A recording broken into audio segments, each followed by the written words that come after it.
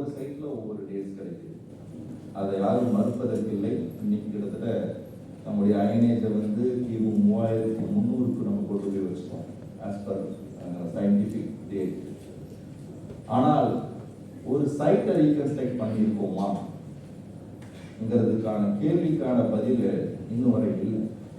ரீசெண்டாக பார்த்தீங்கன்னா ரோஜா முத்தையா நம்முடைய நூலகத்தில் வந்து அரிக்கமடுவை பற்றி ஒரு அறிஞர் வந்து ஒரு உரை நிகழ்த்தினார். அவர் அரிக்கமேட்டின் கண்டுபிடிப்பை நிராகரித்து சென்று விட்டார். அது ரோமனுடைய எம்போரியமாக இருக்காது என்ற ஒரு செய்தியை அகழாய்வுகளுக்கு கிடைத்த தகவல்களையும் அவர்கள் மேற்கொண்ட ஆய்வுகளின் அடிப்படையில் நிராகரித்து சென்றிருக்கிறார்.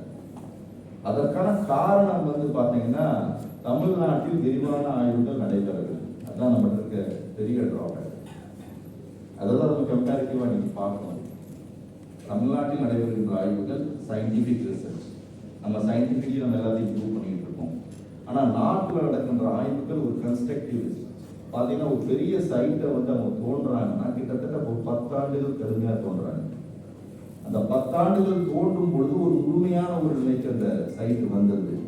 அந்த முழுமையான நிலைக்கு வரும்பொழுது அதனுடைய கல்ச்சுரல் சீக்வன்ஸ் கன்ஸ்ட்ரக்ட் பண்றதுங்கிறது மிக எளிமையானது. ஏன்னா நார்த்தில் நடக்கின்ற அகழாய்வுகள் எல்லாம் முழுமையாக பார்த்தோம்னால் அனைத்தும் வாழ்விட பகுதியில் நடக்கின்ற ஒரு அகழாய்வுகளே தான். அவர்கள் பர்டிகுலர்லி பார்த்தீங்கன்னா ஒரு பரியல் சைட்னு தோன்ற மாட்டாங்க. ஒரு பரியல் சைட்டுங்கிறது அதனுடைய காம்போனன்ட் தான், ஒரு ஹேபிடேஷனுடைய காம்போனன்ட் தான் பரியல். என்னைக்குமே வந்து புதைப்பிடம் என்பது ஒரு வாழ்விடத்தில் ஒரு பகுதி.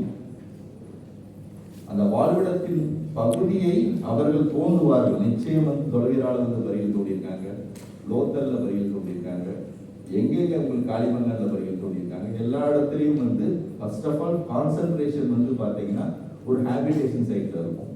ஹேபிடேஷன் சைட் என்பது மக்கள் வாழ்விட பகுதி.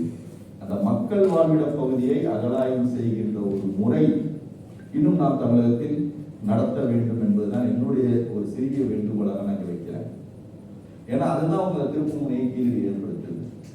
கீழடி ஏற்படுத்தியதற்கான காரணம் வந்து அன்னைக்கு எவ்வளோ சயின்டிபிக் டேட் சொன்னா கூட why they are not understanding and accepting. The reason behind that we are saying based on the burial. நம்ம வந்து ஒரு புதைப்பு முறையின் அடிப்படையாக கொண்டு ஒரு காலக்கணிப்பை சொல்லுகிறோம். ஆனால் ஒரு புதைப்பு முறையிலே பல காலக்கணிப்புகள் வருது. அதில் நீங்க சீக்வன்ஸ் ரீகன்ஸ்ட்ரக்ட் பண்ண முடியும். ஆர்கியாலஜி சீக்வன்ஸ் ரீகன்ஸ்ட்ரக்ட் பண்ணணும். லோயஸ்ட்ல இருந்து அப்பர் வரை எப்படி இருந்ததுங்கிறத ரீகன்ஸ்ட்ரக்ட் பண்ணணும். அந்த செயலை கீழடி என்ற ஒரு அகழாய்வு மட்டும்தான் தமிழகத்தில் இதுவரை செய்து